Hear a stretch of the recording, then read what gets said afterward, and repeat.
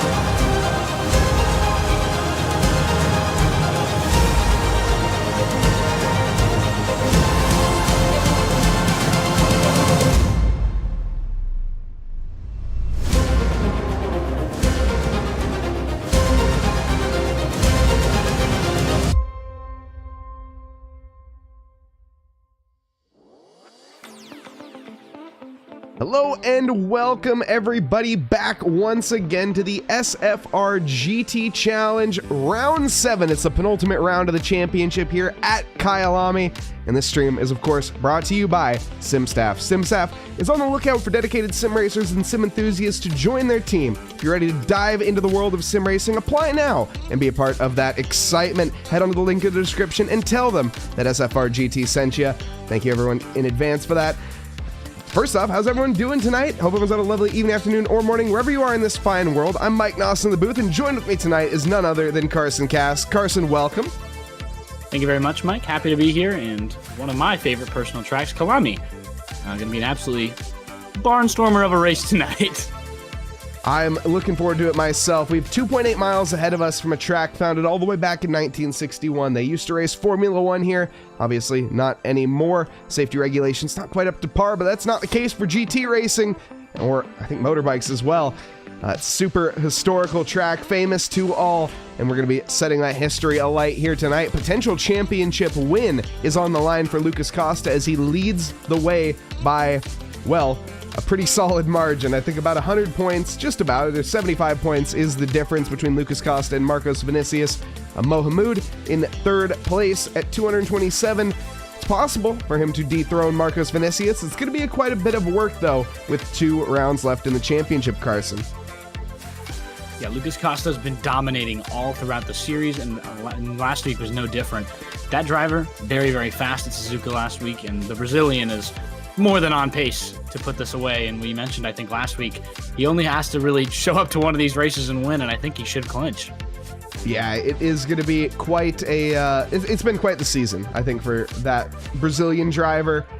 Lucas Costa obviously showing the ranks. I think this will be a back-to-back championship for the Brazilians as well, as we had Marcos Vinicius, no, excuse me, not Marcos Vinicius, but we did have the likes of Vinicius Duzzi, who was our previous champion last season for Season 3, and then obviously Albert Tranghisi taking that title for America. That was 2 seasons ago.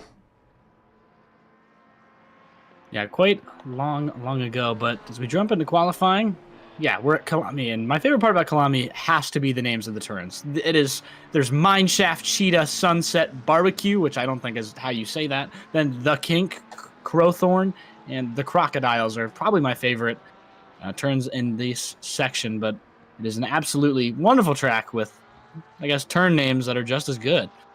It is Barbecue, Carson. You're 100% right. There's nothing fancy about it. Andrei Porshikov, though, is on quite a fancy attempt here as he's going to head to the line. He's 3.5 tenths off of pole position, but currently the Delta is looking promising, and it is going to be pole position for Andrei Porshikov as he heads to the line there and takes pole for the Russian driver. Vinicius will pull in right behind him. There, Marcos Vinicius will start second, 3/10 behind. And yeah, is this the Porsche first time in the series this season? You know, I'll be honest, I'm not sure. Porshakov is a name that I have not seen in a while.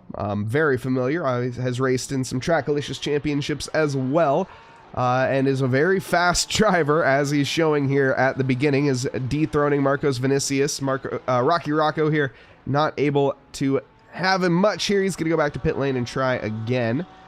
But in terms of Andre, yeah, he's going to be a bit of a unsung hero maybe tonight in terms of adding some spice to the championship. Well, or not championship, but in terms of the actual battles on track.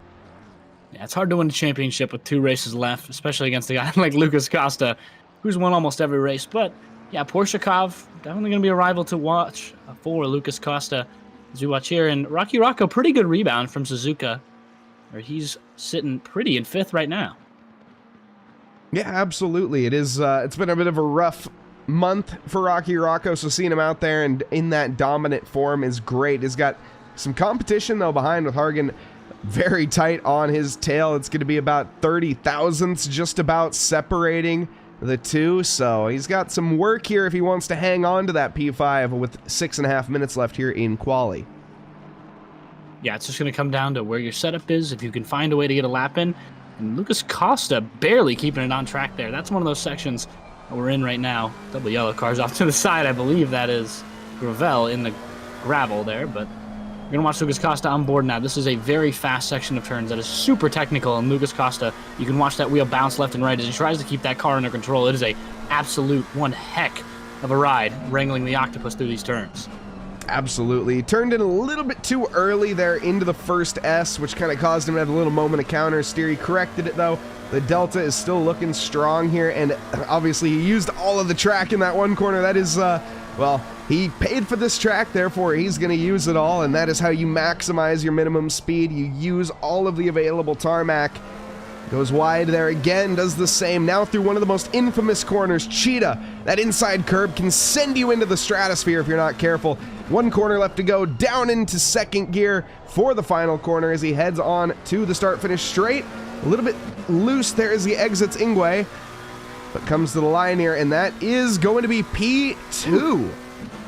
Just behind Porshakov, and yeah, Cheetah is going to be one of those turns where we may see a graveyard tonight. Very hard corner, and I've seen people attempt to go too wide. It's just not possible. Don't go too wide through Cheetah. The only thing you're going to end up getting is bit. And it's just one of those things. Costa going to go back to the pits, maybe get the setup change in here, and we're going to jump on board. And Marco Saldana in that Bentley machine, the only Bentley out there tonight. He's been rocking that all year, I think. He is a man that definitely is maybe off meta in taking to the field here tonight. The big old Bentley. We are using, I think, the LFM-BOP tonight. You can see the ballast off to the side there when I hold tab. Take a look at all of the handicaps that these cars have, and some of them less than. The Ferrari 296 was down 11 kg compared to the McLaren, which is up 14. Yeah, and the biggest change here for Marco Saldana, his car minus 16 kg, which is the largest change from any stock car, but, well, other than the plus 18 kg for the AMR, apparently. Oh my gosh, that is very high.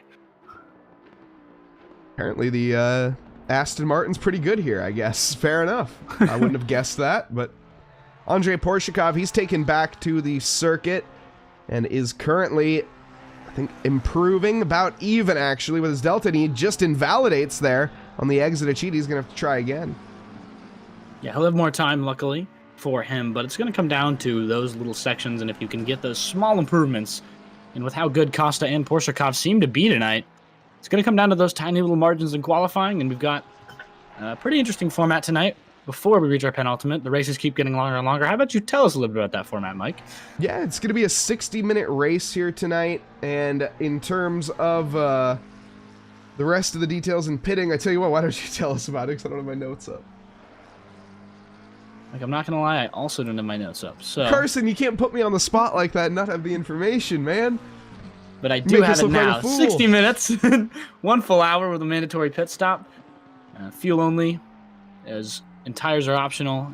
Minimum is 1 liter. As usual, 20-minute pit window, which is an interesting section there.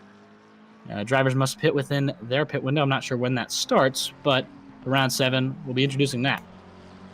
Yep, and again, we are using that LFM BOP tonight, which is going to balance that field out a little bit more, takes away some ballast, and gives some to others.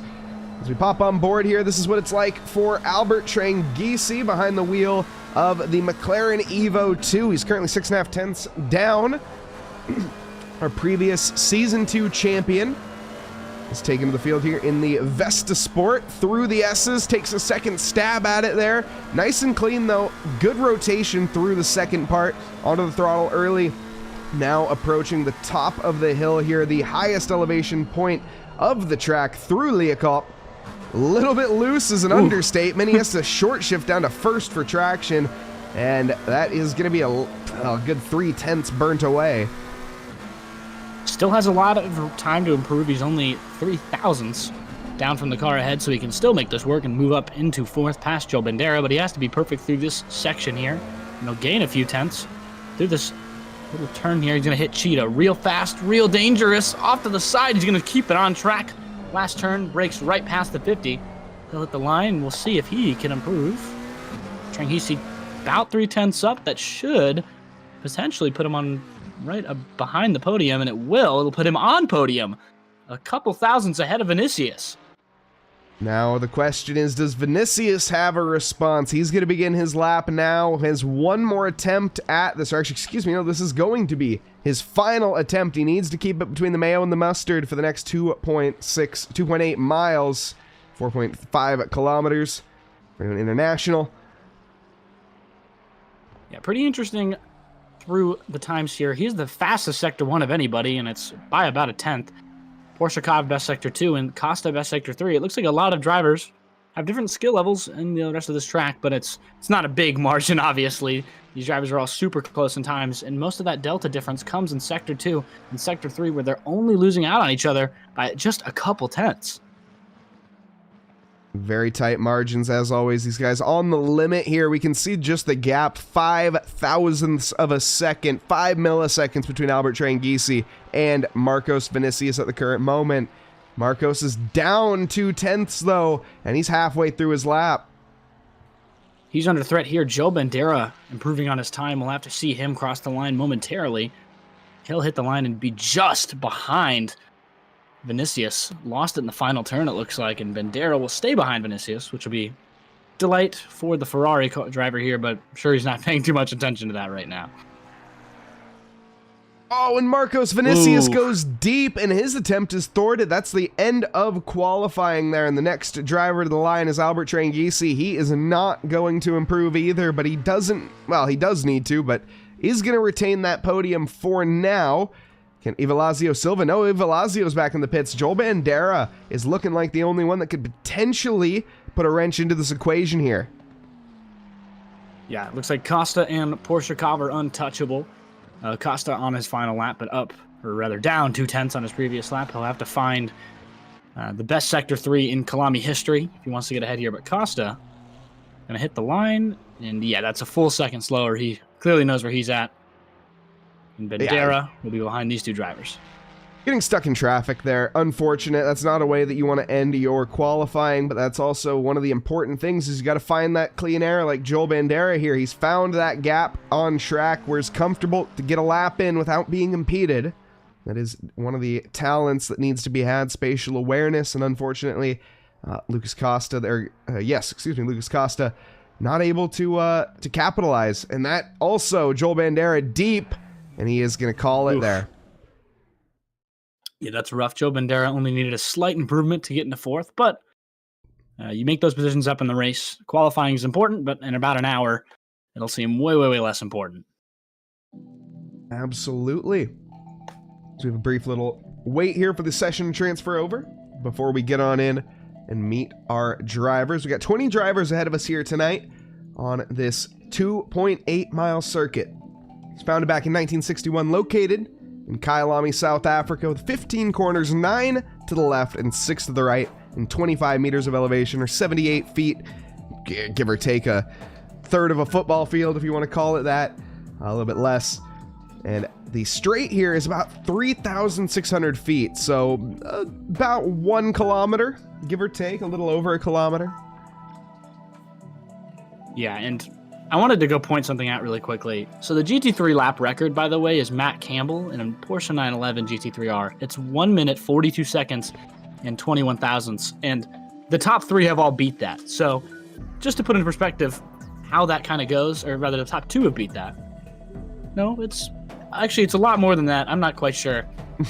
Real life times don't necessarily compare to in-game. I think that's always the message that you can find. Sim racing is typically a little bit quicker, a little bit slower. It just depends. All games are a little different too. That is true, but that is just kind of a testament to where these drivers are at, how much they're practicing with those close margins, about a full second ahead of what the actual track record is with, not 400 hours of practice, which you can't really do in a GT3 car. I wish. Also, welcome everybody in chat. We got Lizzie joining us. We got Devin Smallblock Anthony joining us as well. Hope everyone's having a lovely evening, afternoon, or morning, wherever you guys are in this fine world. We got a 60-minute session ahead of us here tonight. And we are going to be getting into it here very, very shortly. A whole lot of race and a whole lot of fun, and we're going to start all the action off with Porshakov. He's a pretty interesting driver, obviously in the front row. I'm going to let you take the intros, but I just wanted to mention, I don't think there's another Russian driver in the series. And this is his first race, I think, in the season. So he'll be looking to make an impression. Indeed, over the rest of the field here, top in the time charts, it is going to be Andrei Porshakov in the RGT Racing AC. The number 696 lines up here at the front row with Lucas Costa Company, the Brazilian driver in the LCS here. Got a little bit of competition here. He is looking to win the championship tonight, potentially. Can he do it? Albert Trangisi lined up here in 3rd position in the number 4 Vesta Sport McLaren Evo 2 with Marcos Vinicius Company in 4th. Joel Bandera coming home here in 5th position in the Dylan McLaren with Evelazio Silva in 6th. 7th position is going to be belonging to Fabiano Rousseau, and Rocky Rocco from the Rockefeller Racing is going to be in 8th. Guilherme Pagani coming home here in 9th position, and rounding out our top 10 here for company for Pagani is going to be Barry Hargan. Right behind him in the number 5 machine is Mohamoud in the Manthey EMA machine. Behind him, Marco Saldana, the American in the Rockefeller Racing Bentley. Right behind him, Todd Tillery, the Tango 13 Mercedes. And in 14th, Anthony Macho Man Camacho in the number 7 car. Right behind him, Devin Smallblock Anthony, the Rockefeller Racing 664 American machine. And then 16th, Renu Eller in the Reardon Racing car. That Brazilian will have trailing Patrick DeBow, the Canadian in the Rockefeller Racing machine. 3 Rockefeller cars tonight. Michael Gravel in 18th will race in that gravel trap Canadian machine once again. And Francisco Barbosa, the NS12 Primus Racing 61, followed by last but not least Joey Raymer in the 76 Nameless Racing machine. Yes, indeed. And the drivers pulling away here and beginning their outlap tonight. As they have it here, you can see, there we go, good camera angle to see all the cars getting off here as we have a 2.8 mile outlap ahead tonight. So we said Kyalami, one of those famously historic tracks that everybody always looks forward to. Welcome Diane Doozy to the chat. Welcome Jesus Gomez as well. Obrigado to everybody joining from Brazil. Appreciate you guys and gals so much. And also anyone joining from the rest of the world. Yeah, I have actually worked on that. Obrigado. Hold on. Yeah. Obrigado? Is that close? I'll let chat be the judge of that one. I don't think I am qualified necessarily to weigh in on that. That is fair, but at least I made an attempt this time. We're making steps in the right direction for the SFRGT Challenge booth. Just me, actually. That's the only person taking steps forward with that who really needs to. But thank you from the sport all around the world. It truly means a lot. And supporting the community, no matter what time it is or where you are, is a super cool thing. Yeah, it really means a lot to us and the drivers that are out there on the field as they come back. They watch these replays. They see the love that is spread from their friends, family. I combined friends and family into one word there. And it is, yeah, it's just awesome to see this community that's built here at the SFRGT Challenge. in case anyone was curious, I just wanted to throw this in before the stream got started, or before the race gets going. There are 507 bird species, give or take, here in Kyalami, so that's going to be quite the hoot. Curious to know how many of those are owls, but Kyalami means my home in Zulu. Also, trying to one-up you with the fun facts tonight. Just north of Johannesburg, this track is truly an interesting one. Yeah, it is. You know, it used to be ran back in Formula One in the days in the 70s, obviously. I think in the 90s it was taken out of rotation. Don't quote me on that one. I honestly don't know. It might have been 2000s. It was deemed unsafe, as there were, I think, some injuries that had happened here. I don't remember if they were severe or not. Again, don't quote me. The full history of Kyalami, I didn't quite do my homework, unfortunately, even though I do love this track. This is probably my top 3 tracks to drive on. Absolutely love it. Silverstone would be my favorite. Kyalami, probably second. Yeah, personally, I haven't driven it in ACC yet, but every time I have driven it, it's kind of fun in every single game. It's a super technical track with a lot of different just variation, and racing with it, especially with friends, has always meant something special to me because it is very difficult, and when you have barely any preparation for the track with a bunch of friends who are not good drivers, it makes for quite the fun. But tonight we're going to see quite the opposite. Lots of preparation, lots of good drivers as they approach the starting line. Indeed, coming around the final corner here, lined up 2x2 Noah's Ark formation through Ingwe and on to the start-finish straight here. They head down to the first corner, which is called the kink. It's that little tiny bend on the first straight, hardly a corner. The real action coming now down into Crowthorne. We have Lucas Costa going to be challenging the likes of Andre Porshikov for pole here. I'm Mike Nause of the booth. Joined with me tonight is Carson Kass as we approach the line and go green, green, green. And it's going to be a smashing start immediately for Andre Porshikov. Lucas having to tuck into that slipstream. Albert Trengisi, though, breathing down the neck from behind. He's looking for the gap. Can he find one? He sees the inside line there. On to Lucas Costa. Is going to find the space. Potentially here. Going to be a melee through the second corners. Making it through, though, safe. Behind that, it is going to be the same. Everybody going nip and tuck here as I head on through Barbecue. I cannot say the same, though, for Marco Soldana, who has run off into the kitty litter, and we're 3 wide and bumping and banging here, heading on down towards Sunset. Yeah, that's rough. A few drivers got cooked there in the end. A few drivers hit the wall, but most of them are going to make it out pretty unscathed, just a lot slower. It's going to make 2 separate packs, and it's going to be good for some drivers moving up positions, especially that Bentley, who hit the wall and somehow stayed ahead.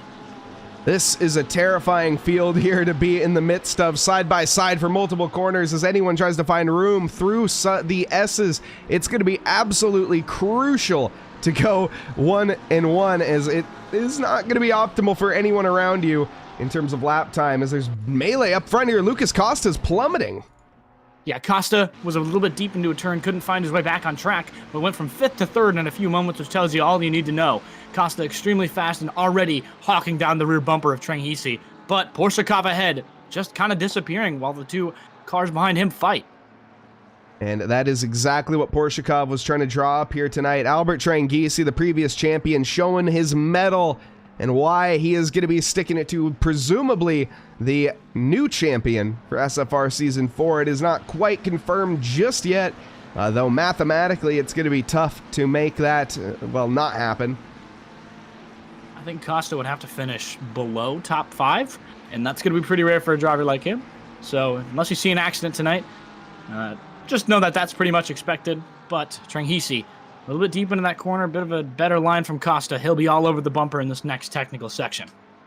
Marcos Vinicius also in a very optimal position to gain if anything does happen here. These drivers are going to be very close to any sort of contact, and if anything happens, he is going to be there to scoop up the mitts side by side through Sunset. It's going to be heading on down towards Clubhouse Bend, and that corner needs to be resolved. Marcos Vinicius, he debates sending it 3 wide. He doesn't, though. Lucas Costa onto the outside. He's going for the defense here as Albert Trengisi is going to slip the position. Yeah, what a move from Lucas Costa on the outside. He'll get that position. Trengisi under pressure from Vinicius behind, and Lucas Costa now going to try and look out of that Sunset turn into the light, trying to find that driver ahead.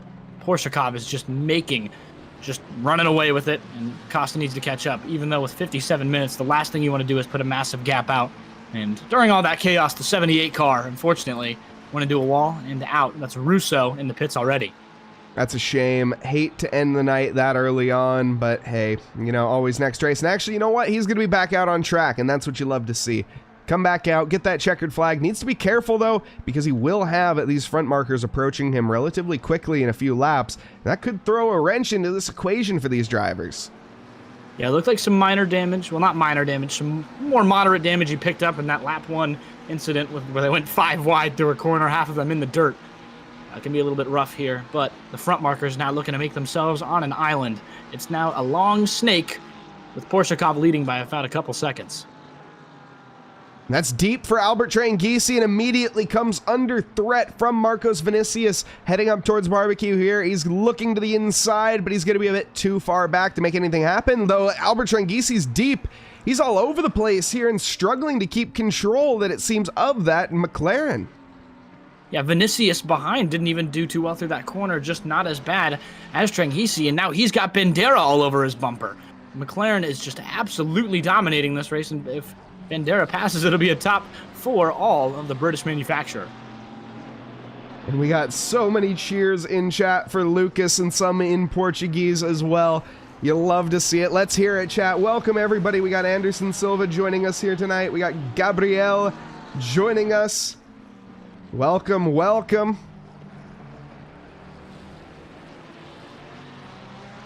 Yeah, Vinicius lost time to Tranghese ahead. That's the problem with defending on this track. You're going to lose way more time in these technical corners. Albert Tranghese already almost a second ahead as now he goes towards the back bumper of Tranghese, or rather to Costa, who's chasing down Porshakov ahead. Dylan McLaren from Joel Bandera all over the back there, and that's way too deep, and Albert is going to be rejoining the track and does manage to park it to the side, but that is going to be a massive tank here in terms of his fight tonight. Let's go back and watch this replay from on board. So this is what it looks like as we head on into Cheetah here. Turn in a little too early, just slam into that inside curb, and the McLaren especially is one of those cars that really does not take too well to, well, any sort of curbage. Nevertheless, Cheetah, which is maybe one of the most devastating, barring Misano. That's what I mentioned about this earlier. Cheetah is a graveyard if you do it wrong in any way, shape, or form. And Tranghese, the experienced driver, just a tiny mistake, and he's down in 17th with no damage, I don't think, unless you hit that curb so hard it messed up the front. But he still has 54 minutes to go ahead as Rocky Rocco deep. He'll have someone on his outside, that Ferrari ahead. Silva will pass him, and now he's under pressure from Mahmoud behind. Needs to be cautious. I gotta say, great start so far as we have from Rocky Rocco. He's up 2 positions. Would have been 1, obviously, the free position there given from Albert Tranghese, but has work ahead of him with the likes of Evelazio Silva. They go 2 wide there up at the top of the hill, and we can see the Porsche trying to find any sort of advantage. Mohamed, who's currently sitting 3rd in the championship and in 7th in this race, he wants to find some more points to potentially find 2nd place in the championship by the end of this. Rocco forced wide up top. He'll have another opportunity on this Ferrari. Trying to bank on the inside, can't get there in time, but it's all about the racing line here at Kyalami, especially in this last sector. That Ferrari ahead of Silva goes off a little bit, but it's all about the racing line here. Ooh, Rocky Rocco. That back end, real loose. Keeps it Lucas Costa's round. Oh my goodness. Lucas Costa has been cheated again. Let's see. This is going to be through the right-hander, gets airborne there momentarily and ends up thankfully not getting collected and does go into the barrier, and that is going to be a massive hit. We said that Lucas Costa was guaranteed to win the championship. That may actually put it into the final race. Marcos Vinicius might still have a chance. Yeah, Vinicius really needs to try and find his way to the front now. If he can win this race, it could be massive for him with championship standings if Costa can't find his way back to the front. But I'd be amiss to say if Costa with 52 minutes wouldn't be back here. There's a potential for that, no doubt. Yeah, as I'm just pulling up the points right now. So currently, 73 separate the likes of them. You get 55 points for a win.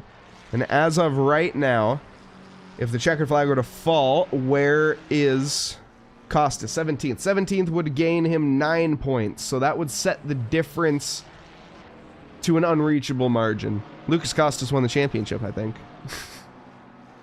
unless he, I guess it'd be unless he doesn't finish tonight for some reason. Yeah. But If he Kalami's a hard gets track. points. The Cheetah would have to, I think Vinicius would have to win, and the Cheetah would have to put Costa out of the race entirely with some serious damage. But for all you Costa fans, that's good news. Yeah, I think Lucas has secured the championship. I think mathematically, if he reaches the checkered flag, even if it's in last place, I think he has mathematically secured the championship. Correct me if I'm wrong, chat. You can head on over to the SimGrid, the SFRGT Challenge. You can Google that, or head on over to SimGrid and look that up. And of course, SimGrid partnered now. They have their SimGrid Delta app, or Coach Dave Delta, I should say, as we go side by side. Hold that note. Into the second corner, and Patrick Dubois with a melee here on Todd Tillery, and he gets it done. Dubois going to make that move. He'll be charging ahead to his other teammate in front. And that Mercedes car seems to qualify really well and just kind of lose positions throughout the race. That race pace has been a little bit rough in those past few races for that Tiger machine. And we have some cheers for Devin Anthony in chat, and that pace differential might come into play here, as Devin Anthony is going to be the next one to have a go here at Todd Tillery, as he is dropping in lap time, and it was 4/10 difference there in favor of Devin Anthony last lap. Yeah, he's on the prowl of that back bumper of that Mercedes ahead. Should be very good opportunities for him to make up what was a rough race last time, I believe. And would be very good for him to make up more points and more positions. A single-digit finish would be great for Devin Anthony. Ooh, got to be careful, though. Goes for the switchback, though. Sets it up, and he is going to knock him down. Devin Anthony with a stellar overtake there. Sells the dummy. It's not quite done yet, though. The AMG with a drive down the hill is going to have the unfavorable line as Devin, but I got to say, that was a valiant effort. I thought he had it. How did he not? Me too. That Mercedes just kicked it into another gear, maybe a better exit, but just flew past the McLaren. Not used to seeing that in modern ACC, but it's definitely interesting. Devin Anthony's still going to be all over this back bumper, though. Could have another run on it here if he gets a better exit. But that Mercedes, that straight line speed, he just disappeared into the night. You can see here he has that slipstream and is gaining towards the second corner, what we're going to call the first corner, I think, for the rest of the night. Sends it to the inside. He's going to get it lined up there. The inside line was wide open, and there we go. As Daniel Ricciardo would say, lick the stamp and send it. Devin Anthony finally seals that deal. Yeah, and now that Mercedes, if you notice, every single car behind is putting serious pressure. That Mercedes is just kind of not in the right spot for what the race pace has been. And they'll have now Eller behind and Camacho, who's already trying to get past Eller. It is a bit of a scrap for these drivers here. The Porsche in particular is having a bit of a moment. Anthony Camacho is really piling the pressure on here, and you can tell that Aller is feeling it. Yeah, I think for them it'd be better. Oh no, Camacho, Macho slides that car, keeps it on track barely, but that was almost disastrous for him. Here's the replay of that, as we have Anthony, or Macho Man Camacho. Okay, we have Camacho here, not Devin Anthony. He gets loose, the back end there. That's just Porsche things in reality. Maybe lacking on downforce, a little bit too much rotation, a little bit too much throttle, something along those lines. A combination of all of them potentially. Well, it puts him in the fight here with Albert Tranghisi and Guilherme Pagani. Very unfortunate for him, but it's definitely going to happen. Is Tranghisi off again at Cheetah? He'll be under pressure from Camacho behind now. Maybe not, but that is another rough turn for him in that same sector. It seems the McLaren, if you hit that turn at all, it's just kind of over. I got to say, I think this is a sign of Albert Tranghisi hasn't practiced. I'm just going to go out on a limb. Albert, I'm calling you out, brother. Correct me if I'm wrong, but it looks like you're a little out of practice right now in terms of Kyalami. The Cheetah curb in particular, that's one of those corners that if you don't have the optimal time here, and I think we just saw some team orders, there's a change in position as Devin Anthony is absolutely flying 1 second quicker last lap than Patrick Dubois, so that was most certainly team orders. Yeah, what I was going to say is now the cars behind Eller approaches. And to say with Camacho and Eller, they were fighting, but they were both losing time to the Mercedes ahead, which before they were fighting, they were both much faster than. I was thinking maybe they should just tuck in behind and get past, then deal with them as, ooh, that Mercedes nearly goes fully sideways, keeps it forward, but going to lose 2 positions to Eller and Tillery behind. Or not Tillery, that is Tillery. To Raymer. Not the end of the world, but certainly not ideal. That Mercedes or the AMG with that ballast that could be playing a role here tonight is maybe not quite used to handling a car that has that much extra added weight onto it. It's basically like driving with a full fuel tank, more or less. Yeah, that German school bus is even more of one right now, and that can really stink if you're not used to BOP. But Tillery's still doing well. He'll go a little wide, and she does. Oh no, Tillery into the barrier. He slides to the right, and that is just rough. Stranded Merc there. That tire going to be definitely hitting the pits with that serious damage. You hate to see it, and that was just a case, I think, of battling with the car versus the drivers around you, and it's a tough fight to be in when you're really not at grips with the machine that you're here to pilot for 1 hour straight, and when you're just not quite in that rhythm, it's easy to break, and I think that's what we saw there. Now, up ahead, Rocky Rocco, he is in his rhythm, battling with Ivalazio Silva. There's a potential podium on the line here for Rocky Rocco from Rockefeller Racing. While that's going on, though, Joey Raymer has got by Allure. I don't know if this battle is going to resolve in this time here. I think this might be a bit of a scrap. Yeah, and that podium spot pretty open so far. Eller, whoa, way faster to that turn. He'll have a very good run compared to the Merc, but I think the Merc is just so fast in a straight line. Oh, Mohamoud and Marco Saldana off. Let's take a brief replay look. Okay, I think I know what happens here. I think we're about to see Marco Saldana collect a Porsche that has spun, and Mohamoud goes deep. Oh, loses it on the rejoin. I think there was a little bump on the side there that he hits, and he did not turn back into the track there, just to be completely clear. He was a passenger when he was rejoining. I think he hit some sort of uneven surface there, and that just sent him back into the line of Marco Saldana, very unfortunately. Marco, though, getting off with very low damage as a result, though. And that Bentley is kind of like a British tank, it seems like, eating that damage alive. I don't even think there's a discoloration of the car in the front, but he'll be chasing his teammate Rocky Rocco. And we'll take a look at the damage. Minor. Very minor. Minor. Little cosmetic paint got shaved off there from that very lovely looking Rocky Rocco livery, the Rockefeller Racing. Yeah, that car. I always praise Rocky for this. I went into every car he puts out there is beautiful. Close enough. Oh, I always do that. He's on the right. Oh, he's driving on the right side of the car. That's yeah. I went into the left side. Patrick Dubois is off. Not a great night if your car is green, it seems. Or your name isn't Devin Anthony. That's a really good point, actually. Devin Anthony's killing it. Whoa, simultaneously there. We almost saw synchronized diving, but unfortunately they almost went diving into the inside of Ramco. It is an Olympic sport, but typically doesn't happen at Kyalami. Oh, gosh. Carson Kass versus the names of circuits continues again as Patrick Dubois under threat from Camacho behind. Macho going to attempt this pass up the hill. He'll be on the outside. Macho, though, will have a better run at it. Patrick just has no minimum speed here. He's got the damage heavy on that McLaren, and you can see he is dragging along a brick, essentially, and that fully repaired Porsche is going to have no issue dispatching it. Yeah, might hit the pits here, but even then, that McLaren is still all over the bumper of Camacho. Still giving it pressure, but it won't be enough in a straight line, unfortunately. Is Eller now the next driver off track in this technical circuit, which we mentioned could be a graveyard earlier today.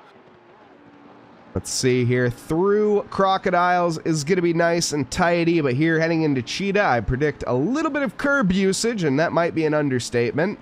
Yes, it is. Looked like a monster jam ramp, unfortunately, for Eller. My car went way up in the air. Don't want that to happen, obviously. And Dubois still giving pressure to Camacho. Ended up not pitting, despite the damage. That's interesting. I will say there's one mandatory pit stop here tonight, and there are no pit requirements, I don't think. So you might as well might as well pit for the repairs. You're going to have to do it eventually. Why not now? Your lap time last lap was certainly not ideal. Obviously, you had the spin, and uh-oh. Oh, no! Oh. Rule number 1 of racing is don't hit your teammates. What has happened here? Marco Saldana, I think, got loose, and did Devin Anthony collect him? Let's find out. So through Sunset, a little deep, onto the grass, keeps it flat, almost gets it under control, parks it. There's a Bentley in the middle of the circuit, and Devin Anthony picks the wrong direction into the kitty litter.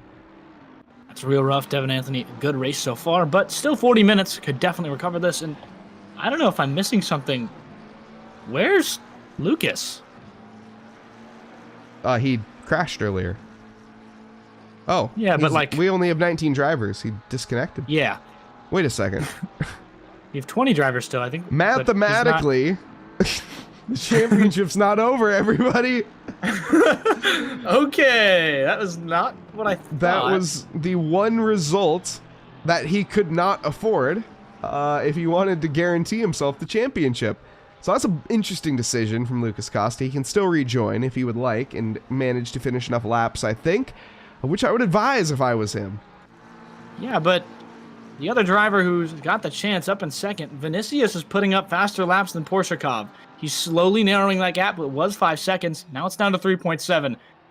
Porshakov might have a Ferrari looking for a championship win, and that'll be really big if they get closer towards the end of this race and Vinicius can find a win. That's 55 points and puts him down just about 21 from Costa at the Nürburgring, right? Yeah, and he'd be right in it. He will be right in it and fighting for that championship that otherwise I think would have been pretty much guaranteed. I guess mathematically it wouldn't have been, now that I think about it, but still. Pit window's open. Oh, yeah. Forgot about that. Explains a lot. Yeah, that pit Explains a open. lot.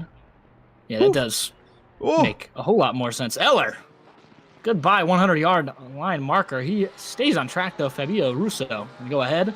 Had that crash earlier. He's all right. Eller, they're thoroughly testing the structural fortitude of those racing trousers and, well, might be needing another change in the pit stop. It's always mandatory to have an extra set. It's in the rule set. You just have to look real closely. It's in really small font. Lucas Zalkas' car got damaged, yes, but even if he was to get to the checkered flag, he can still receive points that will keep him ahead of Marcos Vinicius, crucially into that last round. So I think, regardless of the damage, I think he should have went back in, fixed it up, and then came across the line. I think it's only beneficial for him to finish the race. Yeah, and the Nürburgring is a seriously interesting place because it can be completely random. You can have your race ruined by just absolute wild card incidents happening on track. So it should be something to look out for as Francisco Barbarossa goes a little bit deep. And this is Eller just flying past him. Looks like there's another class, and there's some damage on the front end, too, of that Porsche. We also have a battle between Tranghisi and Guilherme in P7. I think that battle is going to be fairly quick as Tranghisi is flying at this current moment. Yeah, he's been losing time just behind Pagani, but seems to get around. See if Pagani, though, sometimes when you're driving behind a better driver, you take their lines and it's better normally for you, but GT3 class can be a little rough if you're using a McLaren, or they're using a McLaren and using an Aston Martin. Everything is obviously very different, but we'll see if Pagani can stay with it. Absolutely. And Jesus, hey, appreciate you for dropping by and supporting Lucas, and we wish you guys good luck in the next race. It's going to be a tight championship battle all the way to the end. Yeah, you got to make sure you tune into that next Friday. That's 75 minutes of the Nürburgring, despite 37 minutes of this still, but just make sure you put it in the calendar before you forget. 100%. Also, Yvonne saying that it's clear that no one likes the NSX. I don't think I've seen a Honda since 1.7, probably. Is it just really bad? It definitely didn't get treated well when the, or 1.8, would have been 1.8, wouldn't it? When the McLaren came out, or when the Porsche and stuff came out. Ooh. that update. It definitely got a little bit of a BOP change. There was a whole BOP shift back then. All the cars changed. That was when the Aston Martin definitely became a lot worse than it was previously. The BMW, same story. That's why you don't see any BMWs out there. Used to be the meta car at one point in time in ACC. Back in the day. Not anymore. But yeah, it's crazy how metas change, you know? And the NSX was the most dominant car for a very long time. And nowadays is, well, I don't think, I actually cannot remember the last time I've seen an NSX on track or an Acura. I started commentating ACC 2.5 months ago. I didn't even know the Honda was in the game. So that should give you a pretty good understanding of that. Yeah, it's not great, Bob. Not anymore. But it was meta. Back in the days. That wasn't even that long ago back in the days. Yeah, obviously, car diversity is super fun. And I definitely encourage, yes, if you are looking to be a very skilled sim racer and eventually make money, you should definitely use the best car you can. But, you know, it never hurts to go have some fun and use something you're not used to. And that doesn't matter. You know, it's also, if you are a skilled sim racer, Carson, that's a really good point as well. If you're a skilled sim racer and ready to turn... Oh, man, you messed up my ad read. Sorry, Mike, that's Devin Anthony completely backwards on that. That's Patrick Dubois. Well, let's see what happened. The segue is broken, everybody. That was the perfect transition for an ad read, and I'm so sorry, Mike, but the self-inflicted spin. In-game action. Very unexciting. It was a very unexciting moment. It's like, Mike. The sponsors that pay the bills, they're the ones that come first, Carson. I know, but we'll get to it. We still have 35 minutes. We'll keep them happy. If you're watching this, we love you, sponsors. Go support all the sponsors. And I'm gonna hand it off. Andrei to Mike. Porshkov's off. Ooh, brief yellow flag, but that puts him right into the grips of Marcos Vinicius. 1.8 seconds. Let's see. We're gonna go back and check that out. Here's a replay of that through the S's here. The car's loose. The back end just did not cooperate with the front there. And a bit of a snap into the grass. Saves it. And is back out on track here. 1.5 seconds, though, is the difference between Marcos now and Andrei. And Marcos is consistently quicker. Yeah, that's just a little bit rough for him. He's got to go through the same back markers he already did earlier, but that's a 1.5 second gap now, and that's really interesting for Vinicius. I don't know if he knows that he's got a chance to get himself back into this championship, but I definitely know that no matter who you are, you want this win real bad. Absolutely. A win is always a win, and that's what these drivers are really out there to take. Obviously, you want to just maximize your potential at the end of the day, but who doesn't want to win? These drivers have another 14 minutes to come into pit lane and serve their one mandatory stop. You can see on the left-hand side next to your favorite driver's name, there's a 1. And then as you can determine how they have a pit stop or not, the green means they are clear all the way to the end. Yeah, that pit strategy should be interesting with 20 minutes of a pit window. It definitely narrows what you can do, but I love pit windows, actually. I think it's a very interesting section of a race that can just kind of make things a little bit more narrow and make it a little bit more interesting to me. You know, in my opinion, I don't think pit windows change too much. I mean, in reality, there's always the quote-unquote unofficial pit window. So, you know, everyone's going to pit around the 30-minute mark no matter what. If you throw it in, though, in a spicy spot, though, if you put it... Ooh, speaking of spicy, Devin Anthony a little bit hot onto the right pedal there, the skiddy pedal on the right. Yeah, I saw a pit window that was... It's a 60-minute race. It was 20 to 30, it was 20 to 30. It was 10 to 20, and then 40 to 50 were your two pit windows. I like that. Which was super interesting. That's different. You know, like when you have one in the middle of the race, not, you know, taking anything that we're doing here tonight, it just, in my opinion, it doesn't change much. I think the strategies are going to play out. Yeah, they're going to play out anyways. And it's such a wide pit window. If you made it a little bit more narrow, you know, make everybody dive in at the same time, those are ways that you can spice it up. But this is basically just normal strategy for everybody, I think. Yeah, they would be coming in at this point anyway. And that comes down to experience. And obviously these sim racers are putting hundreds and hundreds of hours into this. And you can see that with just how fast these laps are, how consistent they are, running in the 141s consistently. But speaking of gaps shortening, Vinicius We're going to jump back up front. Just under a second now ahead. You know what? I'll skip on the team name. The Brazilian driver behind the wheel here of the Cavallina Rampanti prancing horse, battling with Andrei Porshakov up at the top here, the Russian driver new to the championship. He goes a little bit deep there, and that's going to keep Vinicius in the UX Unicornio NS12 Primos racing machine just behind him. Way to flex. It's I read it 3 times and you were commentating, so I mean, good job by Gravelli to stay out of the way of the drivers ahead, but almost lost the car. That was a little worrying. That was a little worrying for my favorite livery on the grid. Lucas Costa with his extremely purple helmet and his carbon fiber livery. He's gonna hold the. Or excuse me, I'm talking. It's Porshakov. I say my bad. It's like, I saw a McLaren. Look. That's fair. When you see a McLaren going fast, you just think Whoa! Lucas Costa. Ooh.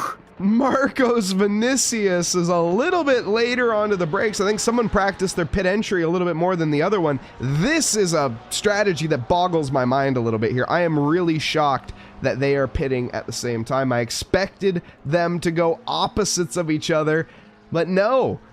I guess they both just thought this was the lap.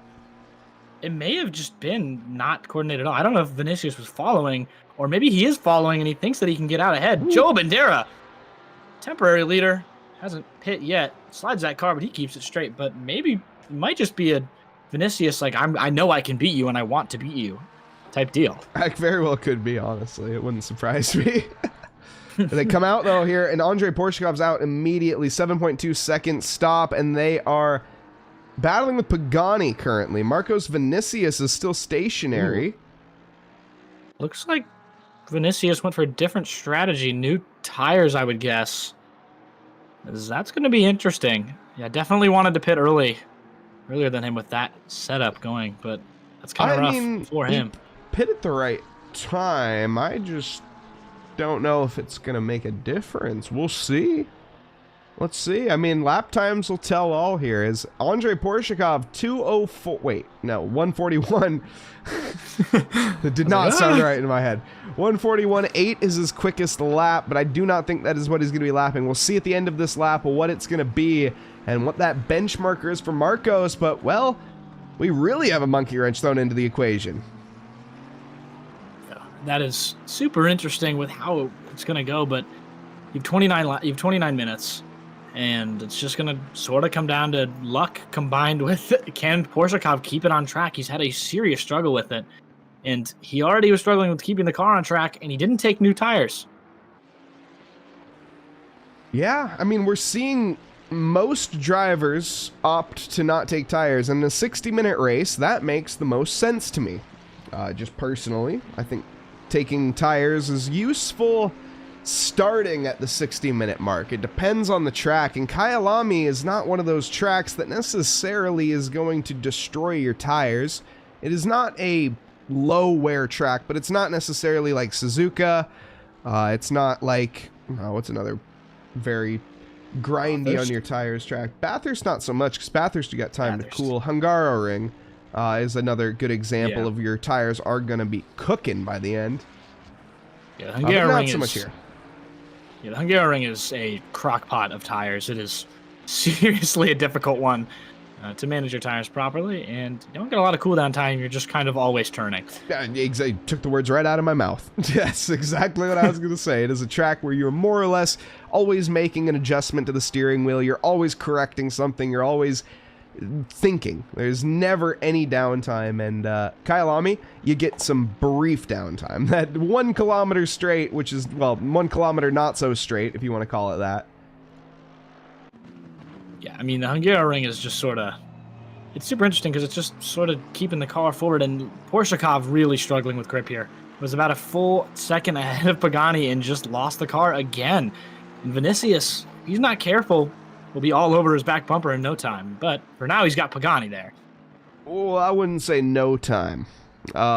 He's going to need... Marcos Vinicius needs to be gaining a second and a bit each, like 1.2 seconds each lap.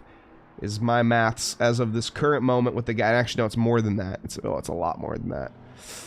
Ooh, he needs to be gaining like 1.5 at least each lap to make it worth it. And his last lap was not what he wanted on an out lap. Obviously, he's getting his tires up to temperature, but a 146 is not ideal, and that is not going to catch the back bumper at that rate.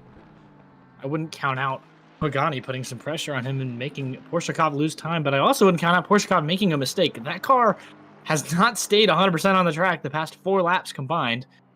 This might be his first clean one. We'll have to see, obviously, but really, really cannot afford to make a mistake here because one big mistake and Vinicius is there.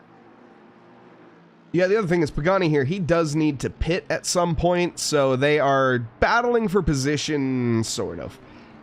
This is a position that if push comes to shove, Porshakov can hand this over if he really wants, and it does not matter in the end results. It's, you know, it's just for fun at the moment, and also they're just working off each other. They're pushing each other and gaining lap time. In the meantime, a 141.9 for Marcos Vinicius. Andre Porshakov, a 142.5. That's going to be, that might be enough. It's going to be tough. It's one thing to catch. It's another thing to overtake. I think it was Schumacher at Canada. He'll have to put down 15 laps worth of qualifying pace, essentially. That's a good saying. Write that one down. But no, it's absolutely true. He has to put in quali lap after quali lap, and those tires will degrade. And also, he has to pass 3 people before he gets to Andre Porshakov. And let me just tell you this, they're not going to hand well, Pagani might hand it over easily because he doesn't have a choice, and same with Joel Bandera. But Rocky Rocco, who's already made his pit and is on the podium, or going to be on the podium, he's not going to hand that position over. He's going to be second, but that... How? I don't know. Is he pit? He has pit. Rocky's Did he lose? Cracked, What? dude. What happened?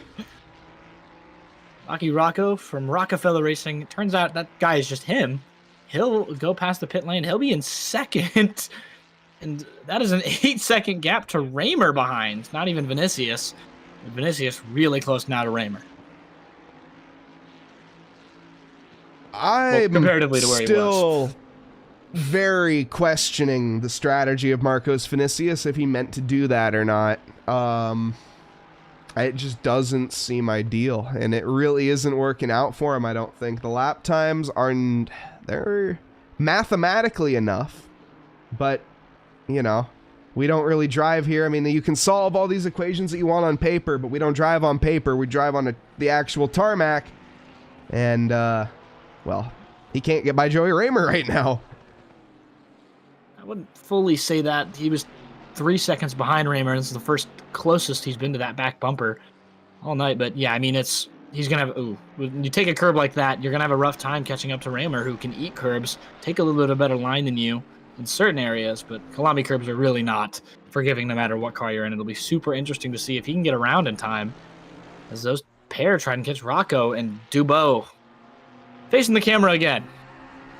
Less than optimal. I'm not sure what happened there, as the car looked completely fine and also on track. So I don't know what happened, but I do know that Albert Tranghisi is going for a move here onto Devin Anthony, and this is for position. The number 4 car battling with a 664 here, heading down the hill, down the mine shaft, going up extremely high speeds to 5th gear and towards the Crocodiles. Tell you what, Anthony doing so well tonight. Used to the engine exploding in a different way, but he is real quick on that car. Yeah. Oh, and Albert Tranghisi is going to be racking up those frequent flyer miles here tonight, as that is his 3rd trip off Cheetah that we've seen. Able to pay. Yeah, he'll have no problem getting home on that flight with all those miles racked up, but he really needs to figure out Cheetah if he wants to find his way past the Rockefeller Racing driver. Anthony is Vinicius looking to make this overtake now. Fast right-hander here. Raymer will back off, knowing this is not a smart place to go too wide. A smart play from Joey. Joey was like, I've seen this before. And he's fair play, Joey. You know, the pace is good tonight, but it's not quite Marcos Vinicius levels. is only 4/10 off, to be fair. So Joey Raymer is absolutely flying. Joey and Rocco, those are two drivers that have definitely put the practice in, and that is Marcos Vinicius overdriving that Ferrari. I often mention that little red mist that these drivers see. I don't think this is a mist. I think this is a full-on condensation. I don't know. I mean, you're pushing. He has to push as hard as he can if he wants this win, and that's exactly what he's doing. He's overdriving that Ferrari, and either way, he's been doing extremely well with it. He really needs to find way more time, as he's still losing time to Rocco ahead. Yeah, there's realistically not enough time at this point to catch Andre. I think Andre, even if his pace would have to fall, he'd have to drop like a rock, and I do not expect those tires to fall off that quickly here. Yeah, Marcos, I'm really questioning the strategy. I'd be interested to hear on the decision making behind that, going for the alternate. They went in at the same time, they pit on the same lap, and all around, I mean, I think this is a case of, I mean, Marcos Vinicius could have been in the lead here at this point. Yeah, I don't really know what happened, just generally, because why did he take tires? It's just kind of where I'm at with that. Very experienced driver obviously had an idea about what was going to happen, maybe just made a misjudgment call, but Porsche ahead is really struggling to keep it on track. He is still going very fast, but he's putting down 143s. And might have a little bit of a problem if he can't keep one of these a little bit off tracks in front. Albert Trangisi there. Lovely outside send into the second corner. And that was pretty textbook, if I do say so.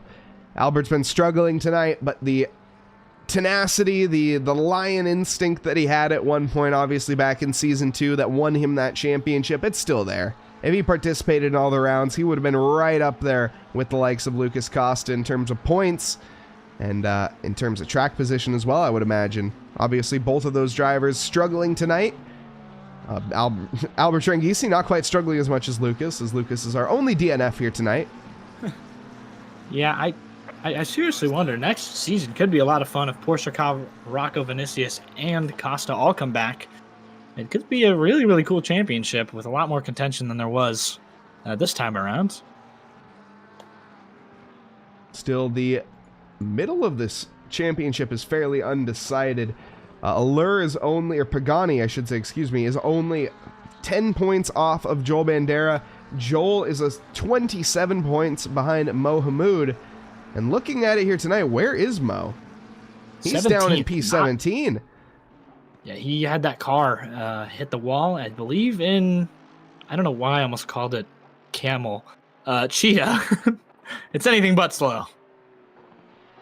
But Joey Raymer, I think that's going to put him ahead in points, or at least pretty close to even at the very least, with Mo Hamoud.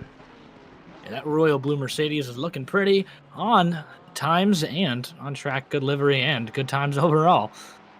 But honestly, Rocky Rocco, what did he put in his Wheaties this morning to get a second place at this stage of the race, ahead of Marcos Vinicius, ahead of Lucas Costa, and behind Andrei Porshikov?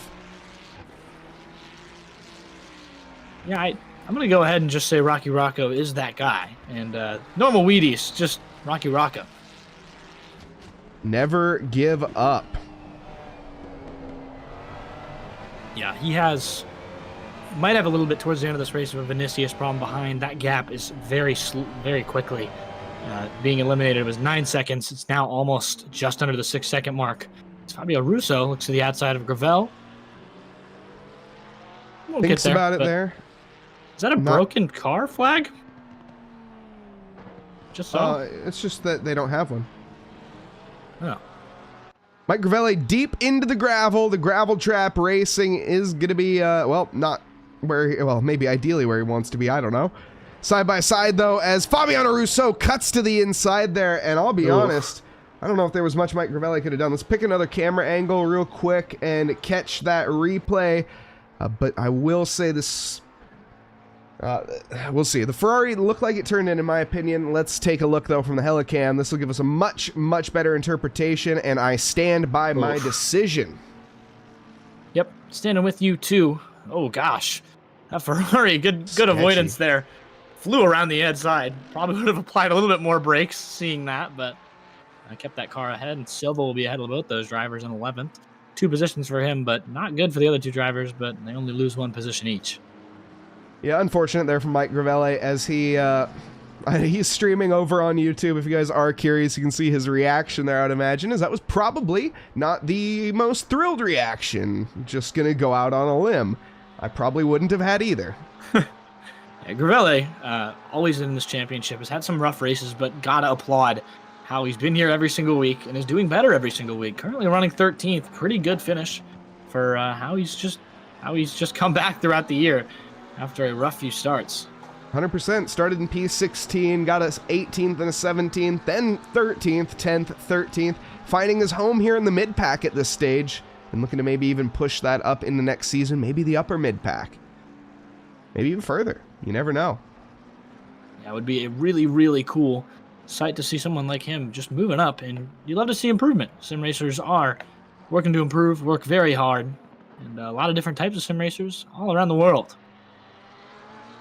Yeah, and honestly, and on that point, you know, you're looking at a very wide range of skill here. All of these drivers, as Carson had pointed out earlier, hundreds of hours in practice. All of them are not equally, as I'm about to prove my own point wrong with saying that. No, all of them have put in an astounding amount of effort, but they're not equal. You know, obviously everybody learns at different paces, and whew, as we see there, Albert Tranghese, back end getting loose here as he battles with Barry Hargan, but it's just all in all, different skill levels, different points, and racing with people that are quicker than you is how you learn. You know, that's how you talk with them. You go into the Discords afterwards, you say, well, what did I do wrong here? How could I have avoided that situation, for example, that Mike found him in here in Sunset? You know, because Mike could have avoided that. You know, was it on the other driver? Absolutely. But it takes 2 to tango 100% of the time.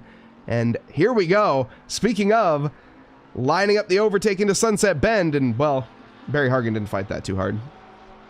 Yeah, no salsa between the two. Pretty easy bite. That's just Tranghese flying through. And to your point, just personal experience, everyone around me in the community always is looking to help other people out, despite there being true competition, and even with money on the line here. I'm sure there's a lot of just, this is what you could do better. This is what you could do. I noticed we got into this accident. Instead of taking it in an angry way, just being like, hey, this is what you could have done better. This is what we could have done better as a group going into the next race or next season, just as a little bit of a better driver, as Dubois picks up a drive-through as I go, and Barbosa got disqualified. Yeah, picking up 2 penalties, I would imagine there. I'm not sure exactly on that, but no, 100%. And on that community aspect, obviously, there are plenty of communities out there. One of them is SimStaff as well. If you're ready to turn your passion into sim racing, or excuse me, ready to turn your passion for sim racing into a profession, SimStaff is on the lookout for talented sim racers and sim enthusiasts like you. Join them in shaping the future here of sim racing. Apply with the link down in the description and tell them that SFRGT sent you. Supporting the sponsors helps support the community in turn. Support your community, support your sponsors, and just, you know, always be looking out there for other drivers and looking out there for opportunities like SimStaff. Absolutely. Of course, this championship does have prizes on the line. These drivers are fighting it out here for a $100 prize pool. $50 going to the first place, 30 to second. Third place gets a $20. And then there will be a drawing as well after next race that will determine some of these drivers that have been in the championship for, I think, over 6 races. They will have the opportunity to get randomly chosen to win $20. Yeah, and it's, again, just having that aspect of money there encourages people to stay around and stick through races, and it's a super, just awesome experience here. So many good racers, so many good drivers that I've seen improve throughout the entire season, and it's just very nice to see, and something that you always like to see with drivers improving, getting better, and racing against each other with some great racing. But Vinicius now approaching that back bumper. 1 second off. 12.5 minutes left. I'll be honest, Rocky, it's been a good fight so far. The pace ain't looking too good, brother. 144.0 last lap to a 141.9. That's a 2-second difference a lap. It's going to be quite tricky to hang on here for Rocky. He's on old tires, just about 50-minute old tires compared to the 20-minute old tires of Marcos. This is going to be pretty one-sided. Yeah, Rocco, obviously a great driver, but Vinicius driving it like he stole it right now. And just absolutely storming forward. That second place would be big for Vinicius, but he's trying to find a first place. And with 12 minutes, doesn't really seem possible, but anything can happen.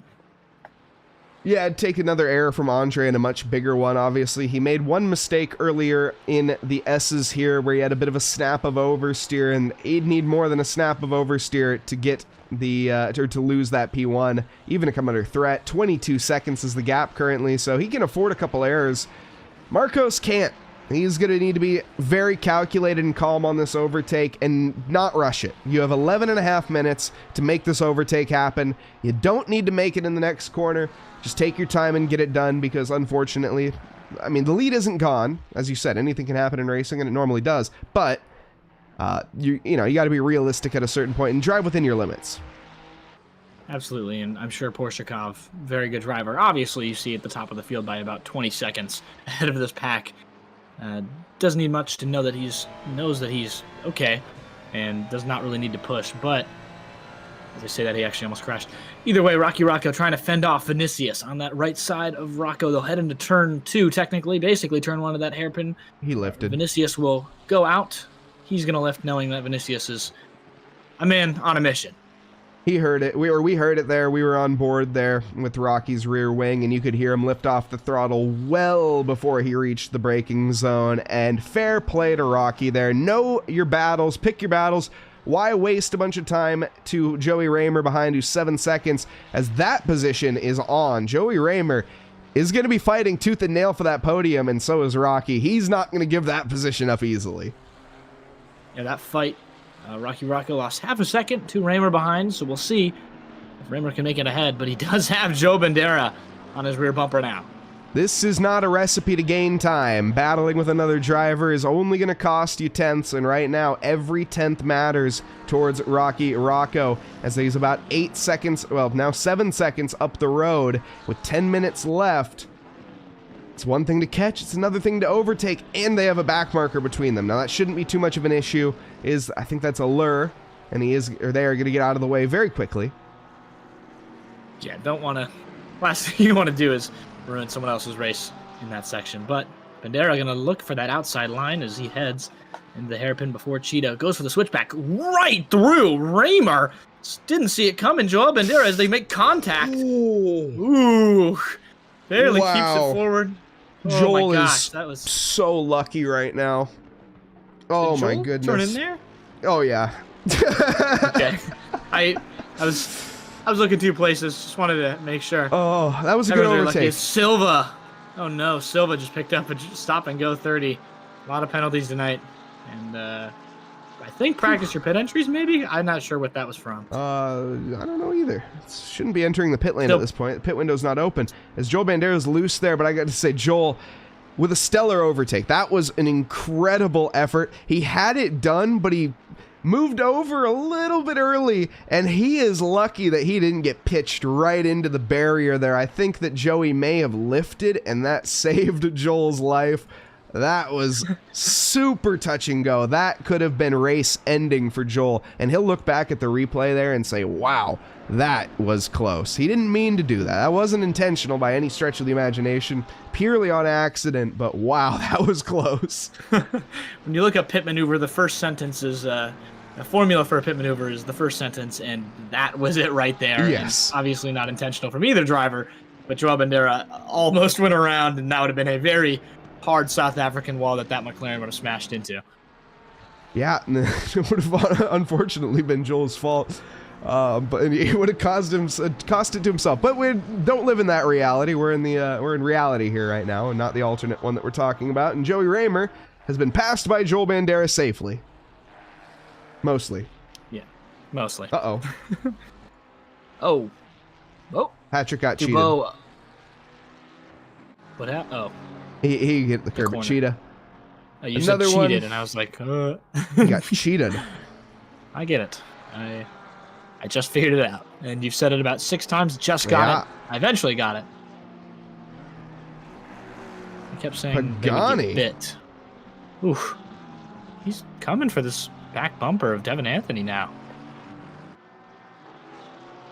A little bit on the charge, and by a little bit I mean a lot. He is pushing that 44 Aston Martin here, heading down towards turn 2. He's a bit too far back for the send. He lines it up, but I think Devin Anthony knows that that would be not possible, more than likely, and yeah.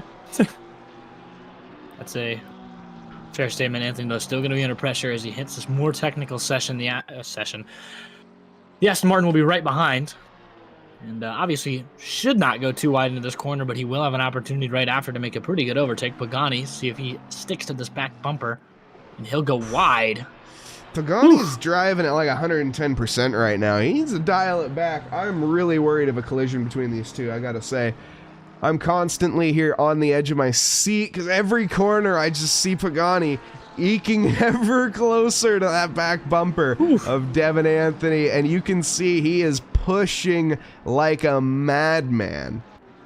It's like a GTA heist with how fast he's driving that thing and how hard he's going. Those braking zones are definitely not being hit properly. And the club, I can't even say that now. I was going to say the team name.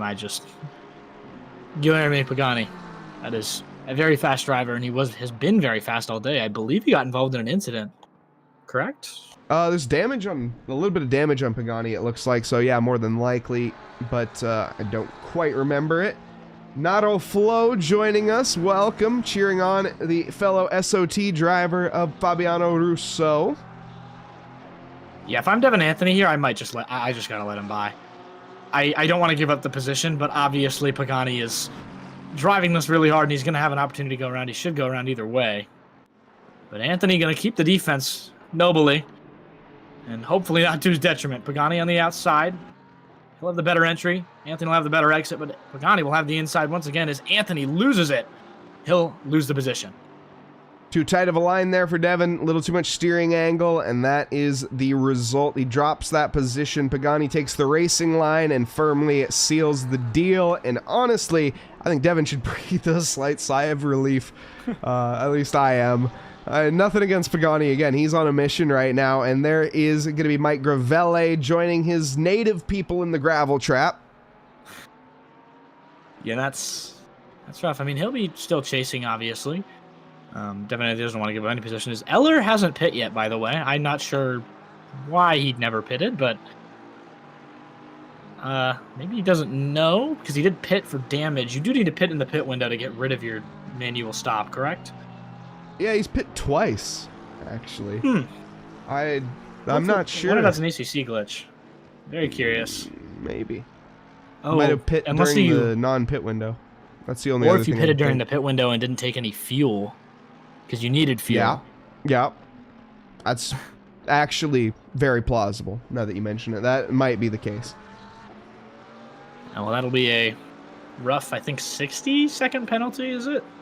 Something like that. It's going to be a bit. I mean, it's going to affect a good... it might be more. No, it's going to be more than that, maybe. Might be 120. I don't know. It's going to be a big, hefty penalty, and a lot of positions dropped, unfortunately, from a very trivial mistake. Yeah, very large chunk, and that's why you read the rules of every race you enter. No matter what, read the rules again, because you're bound to miss something, almost always. But towards the top of the race, we talked about Vinicius' strategy. Definitely didn't work out. He's putting down slower laps than Porshakov even in those cars. Porshakov has really had a good time now for the rest of the race. For some reason, had a little bit of a rough period in the middle. But, ooh, here comes Saldana around the outside of Eller. He'll lose a position. It's not what you want to see when you're already going to get a penalty. Yeah, and that might have influenced that as well. I'm not sure, but Marco Saldana is going to firmly take that position through Clubhouse Bend without any issues.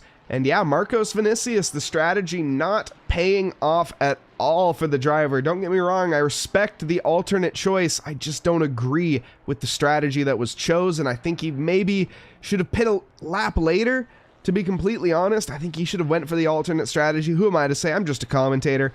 And obviously these drivers are extremely talented and know a bit more about racing when it comes to actually driving than me, so. Yeah, I do have a small question. So, how does second place compare to first place in points if you've still got that open?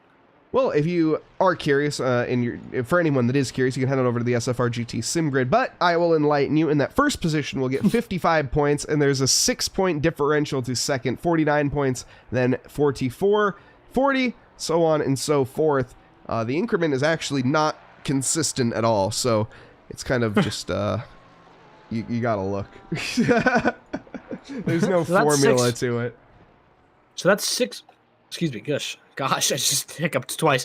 That's going to be 6 points between Vinicius now than he was going to have at the beginning. So instead of being 21 down, he'll be 27 down going to the Nürburgring, and that might be enough to keep Costa ahead. We'll obviously have to see how the race plays out next week, but that's some spice added to what we did not think was going to be a very flavorful championship into the last race.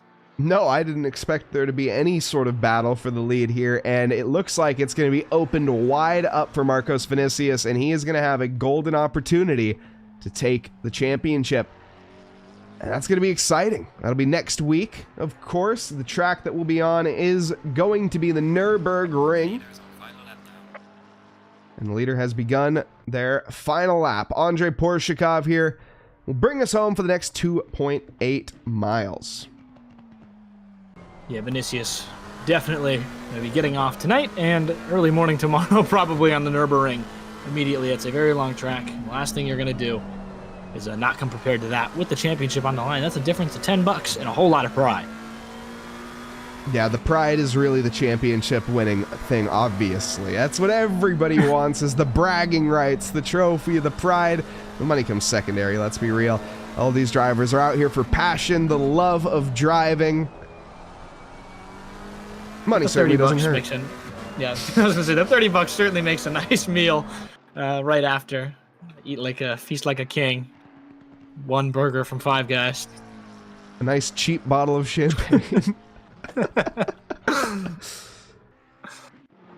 Ooh, so we have a scrap here actually that's developed. I didn't think it would. There was quite the gap, but Pagani is clearly a man on a mission and gets that position done. Barry Hargan, though, does he have a response? I'm not sure he does. We'll see. He's all over the back bumper, though, and he's coming back in now through Barbecue on the exit, heading down towards Sunset. That Porsche's like a solicitor. You don't want at your front door. Just keeps knocking through that section. He's going to have to find a way faster, but Pagani is, yes, driving like a man on a mission. You said, like he stole it.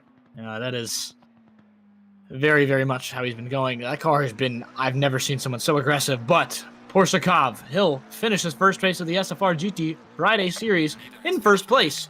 Pole converted to first for the Russian. Stellar drive, first time here in this championship, and he is going to make his mark immediately. Marcos Vinicius, 23 seconds back, heading around that final quarter now through Ingwe and to the line here, and it's going to be a P2 result, and he will be in contention for the championship next week.